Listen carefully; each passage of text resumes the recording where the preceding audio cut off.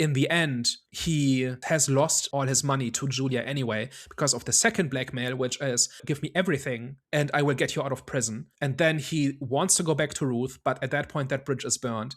And then he goes with Julia, which is kind of, again, a decision out of greed because he could walk away from her at this point. Like, I don't think the blackmail involves him pretending to be with her. At that point, he says, well, I've paid this massive price already. I might as well get the reward, which is have this luxurious lifestyle, which is what I kind of set out to do in the beginning, and then changed my mind, and then changed my mind again, and then lost it all. And now I'm gaining what I wanted originally, but on somebody else's terms, and none of it is actually mine. It's not as simple as he chooses Julia over Ruth. Ruth makes that choice for him, and he kind of gets superficially what he wants, but not really because none of it is his anymore. But he also says to the priest, yes, money does buy happiness. Let's be adults about this, which I think to me kind of means it buys a certain type of happiness. And that is the happiness he will get from a life with Julia. But true happiness would have been a life with Ruth, which he can't have. So it's all a bit complicated. It's all a little bit muddled, but not in a bad way. I think it's just like, rather than muddled, it's maybe messy. He kind of sort of gets and doesn't get what he wants at the same time. And he kind of just makes the best of it, which is kind of what life is, right? Very few people get exactly what they set out to achieve, but they kind of settle for whatever they can get. And sometimes that price is higher, sometimes it's lower,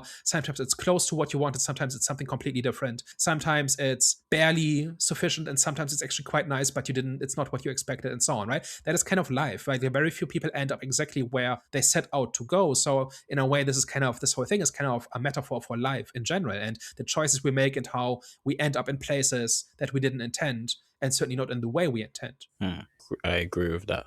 So I had a question. The way Beckett's character is presented to us is like he's like a righteous victim. But by the end of the film, how did you kind of like view his character? Do you still kind of like see him as a sympathetic underdog in a way, or would you say you viewed him as a sociopath? Or even, a mixture of both? I don't think he's a sociopath. Like, I think that's kind of what this entire conversation about greed or desperation came to. Because in the beginning, he has nothing to lose and he's backed into a corner. And that's kind of what makes him sympathetic. That he was in fact dealt a rough hand, and he grew up in, the foster system because his mother died when he was very young, and she died because of how poor they were, and all of that, right? And he loses his job for a bad reason, and nobody will cut him a break, and there's no legitimate way forward, and so he picks the illegitimate way, and then he has this lucky break. My thing is just the way I look at things is, at the point where he's about to be married and he has a nice financial, like keep going on about how much money he makes, right?